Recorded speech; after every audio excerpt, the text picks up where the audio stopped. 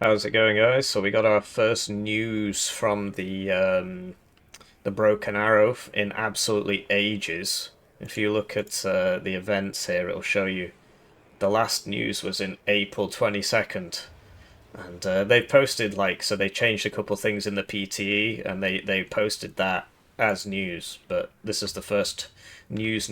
We're here to read out the news. If you appreciate me reading out the news, let me know. This game. Uh, hmm. Over the past month, the PT has already seen a large number of new solutions and balance changes. Some of them still require serious fine-tuning, while others manage to hit the intended target almost immediately. In today's devlog, we'll take a closer look of two of what we believe to be the most successful changes thus far, or so far. MBTs are no longer playing nice. According to feedback, heavy armoured vehicles armed with 120mm guns finally started feeling like a truly uncompromising option on the battlefield, which ended up resonating with the overwhelming majority of players. I mean, it's literally just like I played the PTE in a dev live stream thing. I was on Vulcan's team.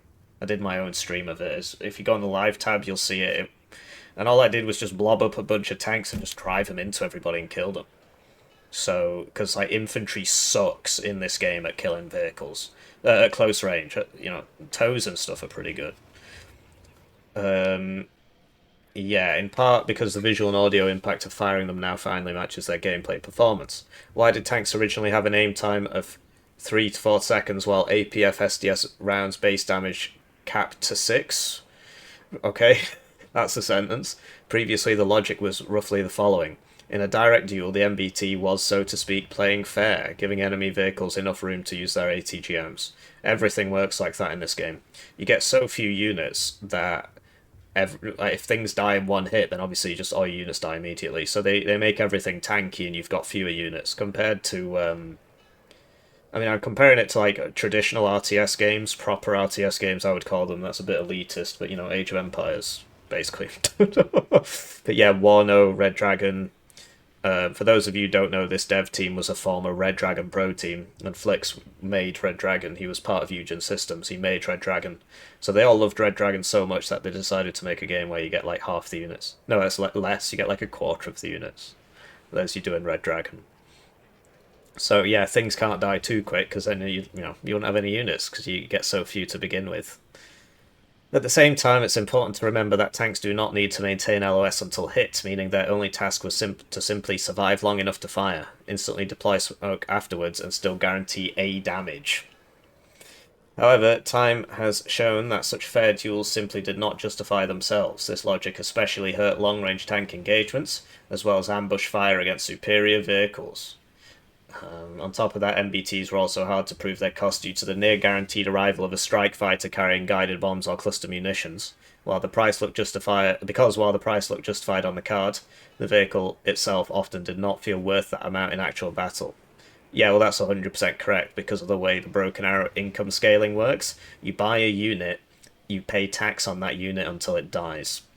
So you buy an expensive tank and it takes 2 minutes to show up to the front lines, and you're paying extra all that time. The plane, you buy it, it might cost a little bit more, but usually it's about the same price. And it gets in, it kills the guy, and it gets out. And so you're only paying tax on it for like a minute. And so all of the prices are actually wrong in terms of what you actually pay to get it there and to get it fighting, because the planes don't suffer from that problem. You don't pay the tax for as long because you're very fast, and if you die or you get out. So it is what it is, and they never seem to acknowledge that. What can I say? As a result, in current meta, heavily favors vehicles armed with 50mm plus autocannons, since they are cheaper while also being outright more effective in close range engagements. Meanwhile, tanks themselves are typically played either through the cheapest possible options or merely as situational countermeasures against threats such as the M10 Booker. Yeah, so this is how it's been. And when I played the PTE, obviously it keeps changing. That's how it was anyway. I bought the Barbarous and the Booker. You just drive them around in circles, and the autocannons at close range kill everything. Infantry 80 at close range doesn't counter them. You encounter a tank, you just smoke and hide behind some buildings and go around the side and hit him in the back with the autocannon and kill him. Now, after the buff, even the weakest tank caliber currently present in the game, represented by the 2A29 Rapira and mounted on the Bemop Toros, so that's this, I guess. Yes, I do remember that. Um, is capable of two-shotting nearly every armoured vehicle at any firing range. However, if something gains power somewhere, something else inevitably loses it elsewhere. Unsurprisingly, this buff ended up creating several adjacent balance conflicts. In most cases, ATGM carriers became significantly less capable of fighting back against tank guns, even when firing first. Well, good. I mean, that's the cycle it should be. An IFV should be infantry, right? And a tank should be IFV. And infantry should beat a tank at, at close range or with ATGMs, right? There's a cycle, but what can I say? One notable example is the massive drop in value of the Bradley IFV family due to the APF SDS damage buffs. Heat rounds stopped being the default shell choice, which effectively erased the Bradley's main advantage: 17 HP with 400mm armor that previously allowed it to survive 2 hits, even from top tier Russian tank heat rounds. Specialization is lacking MBTs, or at least tank destroyers, with main caliber guns. There's 2 spaces there. 2S25 Sprut SD M8 Thunderbolt lost a considerable amount of value, forcing them to compensate through a much larger number of meta options just to stay competitive. The reverse is also true. Already strong specs that additionally have access to good tanks naturally rate even higher now. Yeah, I mean, at the end of the day, I think they have an unsolvable problem. And the unsolvable problem is the income scaling, because of all the problems it creates, right? Like the thing with the, you're paying tax on this thing all the time, it gets to the front line, you just don't get enough units in this game. And so you end up in this ridiculous rock, paper, scissors thing, because once you get units on the field because of the tax, you can't buy more units quickly. You can buy like 1 or 2 every couple minutes, right? But it gets harder and harder to buy units. So you bring all your whatever, your rock, right? You bring your rock and you beat the enemy scissors, and you can't really run a proper combined arms force because you don't have enough units. So you can't have loads of AA, a bit of arty, a bit of infantry, a bit of tanks, because you get 10 units, right? So if you do all that, you've just got 1 of each thing that you actually need, and then you don't actually have enough to accomplish your goal. So you have to over specialize, which means I'm bringing rock, and I get the enemy, he was on scissors, great, I did it. Okay, now what? You're taxed, right? You can't buy any more units until the guys on the front line die or come all the way back to the base to be sold, which is completely impractical for a ground unit. So the enemy knows now that you have rock, and then guess what? He brings paper, and then he kills you, and it leads to this very, very so from like a completely casual perspective, just looking at it, you're like, oh, he was winning, and then he was winning, and then he was winning, and then he was winning. Wow, what a great game with loads of back and forth. But it's because the game is designed to just do that, and there's not really much you can do about it. So they can spend all the time they want talking about, oh, we made tanks a little bit stronger, we made planes a little bit weaker. It doesn't fix that problem. And so the game will remain just very unfun to play. Unless, if you're the sort of guy who doesn't like having many units to micro, I guess Broken Arrow is perfect for you, right? And if you're the sort of guy who drinks paint thinner, you probably think the same. So, yeah, Bradley, APF SDS buff, doesn't 2 hits, right? And then we talked about the Thunderbolt. The demand for strong anti-tank weaponry sharply increased. Infantry RPGs suck in this game. ATGMs, cluster bombs. While not every specialization can realistically provide it, particularly on the US side, in the first point, even despite the increased roof vulnerability to AT launchers in urban combat. What is this actually? Am I having a seizure? The demand for strong anti-tank weaponry sharply increased. Okay. Not every specialization gets that. The US doesn't have good anti-tank weaponry in the first point. They're talking about infantry RPGs. Well, they get the Ranger Mors, and that's like the only good RPG unit in the game. But yeah, if you don't have that, then you're screwed, because the AT4s are crap. Even despite the increased roof vulnerability to AT launchers in urban combat. Honestly, I gotta tell you, you can play something like SD2, which I don't think Flix was involved in, or even Red Dragon. You drive a tank into the forest, Some Mortschützen just show up and bam, it's dead. It does not kill the Mortschützen and then drive away. It does not survive 11 hits to the front armor and then drive away. Anyway, at the same time, despite the inverted open field resist system, what this means is that, so it used to be that when a unit gets suppressed, it takes less damage. Now, when it gets suppressed, it takes more damage. Many players still point out that tanks remain insufficiently effective against infantry. I do not agree with that at all. This is influenced both by infantry tools themselves, sprint and smoke. I mean, yes, you can run away, which make disengaging from incoming fire relatively easily, and by the overall damage distribution of the tank. Compared to HE shells, MGs still account for nearly half of the total impact, simply due to their massive contribution to suppression and generally comparable DPS. Wano actually works like that as well. The main damage dealer on the tank is the HMG. It's not actually the tank gun, because the tank gun, fires slower than the HMG and so on. However, at this point, it can already be confidently said that tanks have successfully secured a very important, and more importantly, genuinely interesting gameplay part. What remains now is primarily polishing. Honestly, I'm Scrooge McDuck. I am Scrooge McDuck. You just drive them around in circles through the forest, through the towns, and kill everybody, and they think that needs to get better. The tanks need to get better against the infantry. Okay. Less economic pressure, more army. The economic system is, essentially, one of Broken Arrow's core gameplay systems. Income, pricing, and so on. All of this is deeply interconnected with overall balance. Because of that, even seemingly minor adjustments can noticeably affect things like pick rate, or the overall meta environment. Unfortunately, this area also came with several large-scale problems. One of those problems was the linear income system itself. I would not define it as a linear system. You do not get a consistent income. Not only could it trap players inside fairly unintuitive rules for proper reinvestment, it also somewhat punished smart rotations and favourable trading during combat.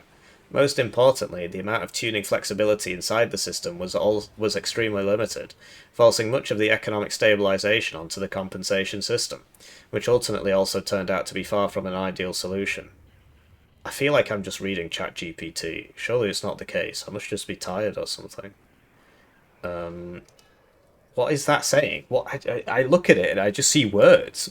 But what does this mean? What does this... How? How does the income system do any of that? I mean, it might, but it doesn't make any sense. You're just saying, oh yeah, it was bad because jargon. Forcing much of the economic state. I can't just spend an infinite amount of time on this. Am I really stupid now? I mean, I know I've not been getting enough sleep, but what does this paragraph mean? What does this mean? It's like ChatGPT, right? Where it's like you just write me an essay on X and it would just spew out paragraph upon paragraph of just words that don't, it doesn't really go anywhere. It doesn't really mean anything. But like, how did it do? How was it linear? What do you mean by proper reinvestment? Punishes smart rotations and favorable trading. I mean, yeah, it does. Like any income scaling, like all upkeep sucks. Let's just keep reading. Anyway, the new dynamic income system has now replaced all of that, functioning through segmented scaling stages instead.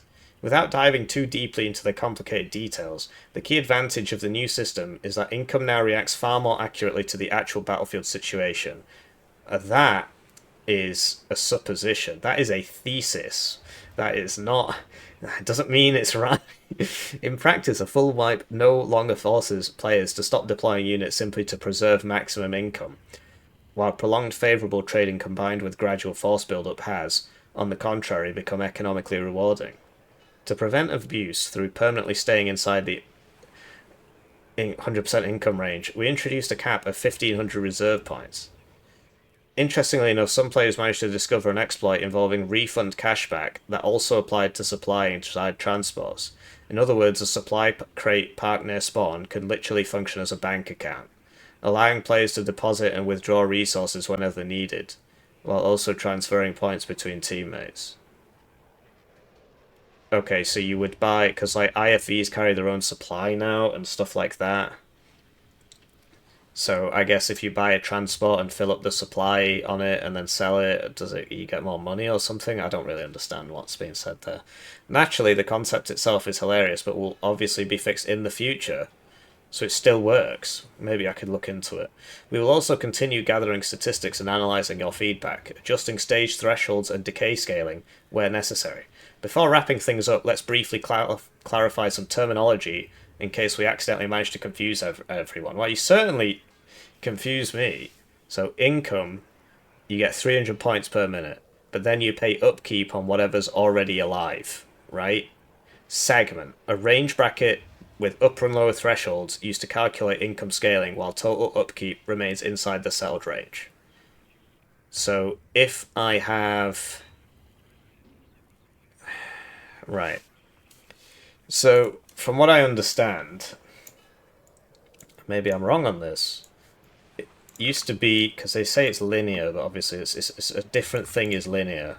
The amount of units you get is not linear, but the what you're paying, the upkeep might be linear. So what they're saying is like, so let's say you get units, right? As in number of units increasing from left to right. 0 units, whatever, infinite units. And then, upkeep, I guess. So upkeep. Like total upkeep being paid per minute. So it used to be linear in that if you get more units, you pay more upkeep. Now they're saying if you lose your whole thing, so you're back to 0 units, you don't have to sit there generating maximum upkeep and then buy everything at once, because that's what you used to have to do, because as soon as you buy something, right, you start paying upkeep. And then you buy the next thing, and then you buy the next thing. So it was a better idea to buy nothing and stay at maximum income, and then buy it all at once and immediately jump to this upkeep. But then it's you do actually get more units out if you think about it. So now they're saying that it's gonna like go like that, basically. Right, there's probably like multiple stages, but now it's going to, the upkeep's going to stay low at the start and then get higher, presumably, so... What does this mean? So when you have 0 points on the board, you get 300 income. When you have 750 points on the board, which is what, 2 heavy tanks, you get 96% income. Then at 1500 you get 70, at 5000 you get 0. So, yeah, basically it's just this with additional steps, right? So that it's like that, right? It's trending towards infinity. I suppose the other one would as well, but yeah, hopefully that makes sense to you. Compensation, a one-time payout granted at the start of a new phase for losing the war goals. Oh yeah, I remember reporting on that. Trading, a situation where a player achieves a more favourable economic or positional outcome, even while losing a certain number of units. Other changes that received positive feedback. Besides tanks and economy, there are also several other important changes that are generally moving in the right direction, even if they still come with their own set of associated issues. The new Conquest mode, yeah, they just copied Wargame, Red Dragon, and, all those Eugen games. Basically, if you cap a zone in those games, you get points. And then once the enemy caps it, he gets points, like a couple a minute or whatever. It's a lot more than that, but you get points per second. Now, that happens the same in Broken Arrow, but it's done in phases. So you get points, and then at the end of the phase, if I have 2,000 and you have 1,000, I get 1 total point out of that, right? It's a simplification, but you get the point. But that was a good change, actually. I liked that. Mode that brought significantly more dynamic into the gameplay. dynamism, I think would be the word there, but at the same time also caused a certain inflation of score gains through kills. Okay, so for example, capturing even a single additional objective zone can already be enough to secure the full +1 +1 +1, even if the advantage only lasted a couple of minutes. Wait, but hang on, you're saying the score gains through kills are more important than capping the zone here, because you only need one zone. No, but sorry, the kills are less important because you only need one zone, but this is saying inflation. I don't know what to say, mate. Competition between AA systems and their operational logic has noticeably improved, yet fully relying on their effectiveness is still difficult. At the very least because jet strikes are still capable of generating extremely favourable trades, they always will be. They always will be because of the income system. I have explained it. Effectively deleting key units from the battlefield for nearly half of an entire phase. Yeah, and they made it so units take ages to regenerate. And they're like, well, we'll just make the planes take ages to regenerate, so you can't, do this as often. But all the ground units take longer to regenerate as well, so it's not changed anything. AirTab has also gradually started moving away from the old only 1.5 stealth bomber with GBU 56 long-range JDAM, at least in terms of carrier and loadout variety. That said, the ecosystem still largely revolves around the most effective, efficient suicide bomber available. It always will. It always will, unless the income system is changed. And I don't mean just change. Like it just needs to. You just need to not pay upkeep, and they will never do that because it's like it's a quintessential part of the game. And in case you haven't noticed, the game runs like crap. So you can imagine what happens if you get more units. Overall, this is exactly what the first PT iteration is for. Many systems have still not been fully revisited yet, including tank pricing itself, although we have already have fairly concrete plans for several directions moving forwards. We will continue covering all of this in detail throughout future dev blogs. Thank you for helping us, STB. Oh, yeah. So, I mean, it's certainly some words, right? They said there was going to be an announcement. Is that tomorrow? I thought there was going to be a big announcement. Maybe it's tomorrow. Okay. I guess I'll live stream that tomorrow. Hey! Whoa!